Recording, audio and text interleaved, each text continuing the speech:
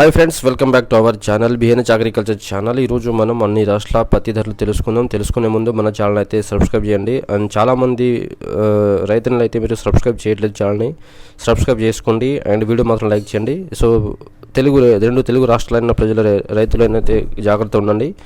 Tsunami మరియు తుఫాన్ కారణం వల్ల అయితే బయటికి వెళ్ళొద్దు. నేను చెప్పే ధరలన్నీ ఆఫ్లైన్ మార్కెట్ ధరలు రైతులు గమనించుకోవాలి.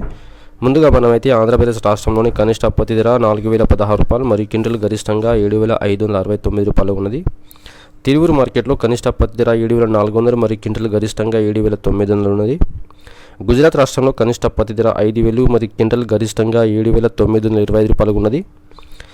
హర్యానా రాష్ట్రంలో కనిష్ట పత్తి ధర 7,450 రూపాయలు మరియు క్వింటల్ గరిష్టంగా 7,582 రూపాయలు.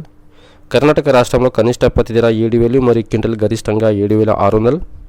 మధ్యప్రదేశ్ రాష్ట్రంలో కనిష్ట పత్తి ధర 6,500 మరియు క్వింటల్ గరిష్టంగా 7,100. మహారాష్ట్ర రాష్ట్రంలో కనిష్ట పత్తి ధర 6,800 మరియు క్వింటల్ గరిష్టంగా 7,000.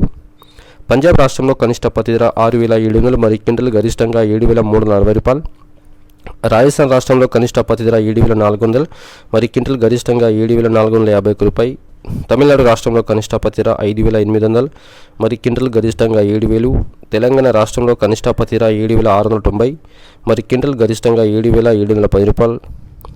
అదేవిధంగా అదోని మార్కెట్లోని పత్తి లాడ్స్ 1,159 లాడ్స్ రావడం జరిగింది. క్వింటాలు 6,475 క్వింటాలు, కనిష్ట ధర 4,016, గరిష్టంగా 7,569 రూపాయలు ఉన్నది.